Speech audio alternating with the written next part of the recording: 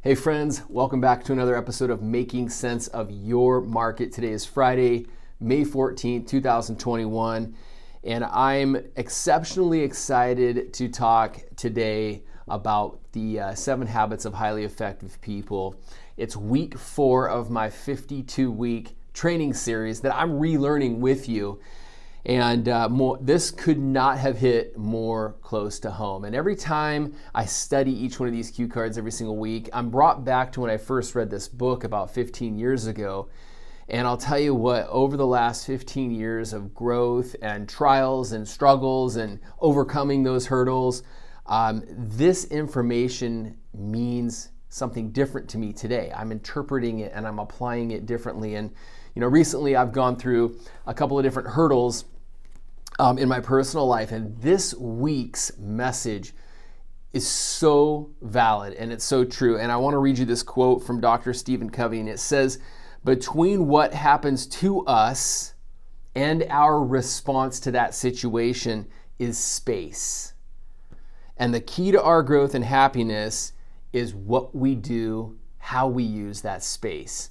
And man, it's just so valuable. This information is so valuable. So I can't wait to jump into lesson 4, week 4, pause between stimulus and response. But before we do that, I want to bring you up to speed on mortgage interest rates in the markets. Now, we're seeing a trend of rates starting to prepare to worsen.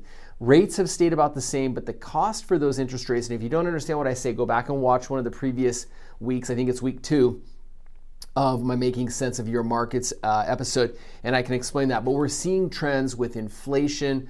We're seeing trends where mortgage rates are going to be moving higher very quickly. So be cautious of that. So if you missed the mark last year refinancing your mortgage, now is a great time to look at that. We're still seeing 30-year fixed rates in the upper 2s to low 3s, 15-year fixed rates in the low 2s. Still an awesome time to look at refinancing your mortgage. Reach out to me and I'd love to get you a savings options report there.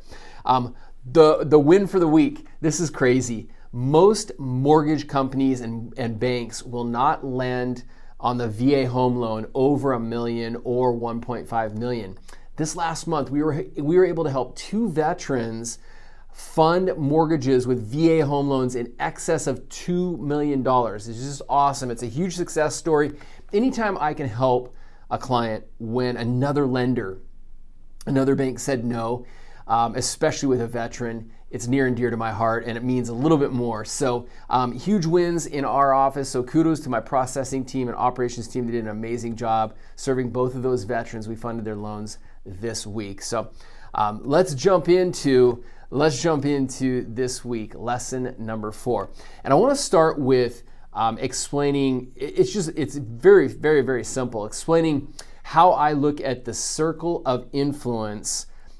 There's two different, in explaining this lesson, there's 2 different circles that I want to explain. One, the circle of concern. And this is where the majority of us, without self-help, self-improvement type information like this, land. The circle of concern is where we focus on other people's opinions, other external factors, the weather, politics, the economy, what others think of us.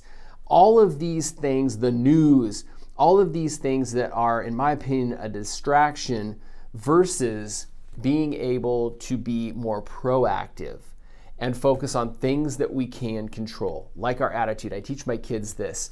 The one thing that you can control is your attitude. You can choose to be in a good mood or a bad mood. You can choose to react or respond to a situation. Also, your education, your enthusiasm, your habits, your hobbies, your skills, learning a new skill. So that's the difference between the circle of concern and the circle of influence. I want to encourage you today.